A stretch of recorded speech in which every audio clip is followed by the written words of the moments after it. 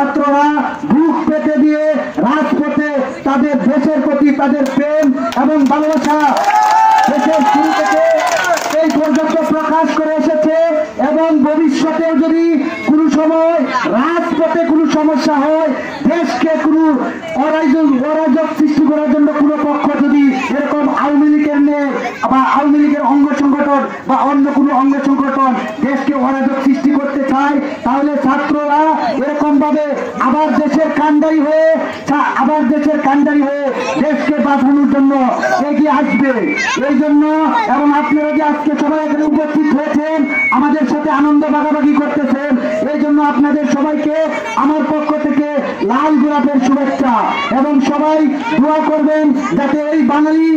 বাংলা সুন্দর এবং সকলের জন্য স্বাধীন হয় এবং এই বাংলার দীর্ঘায়ু কামনা করবেন এবং আমি এই বাংলার দীর্ঘায়ু এবং আপনাদের সকলের দীর্ঘায়ু কামনা করে আমার সংক্ষিপ্ত বক্তব্য শেষ করছি। আসসালামু আলাইকুম। হ্যালো, এখানে কোন রাজনীতি বক্তব্য না,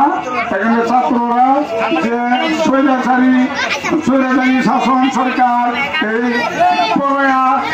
দেশ ছেড়ে পালিয়ে গেছে তার কিছু কথাবার্তা, তার আনন্দ মিছিল, তার উপলক্ষে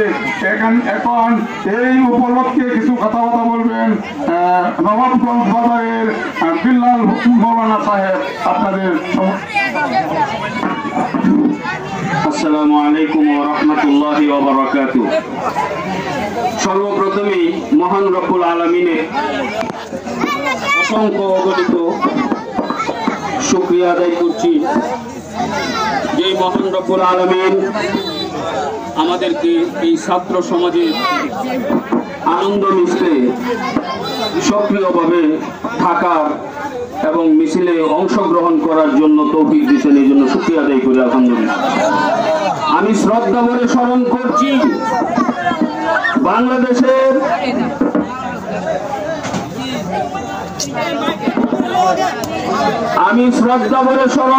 ওইসব শহীদদের যেসব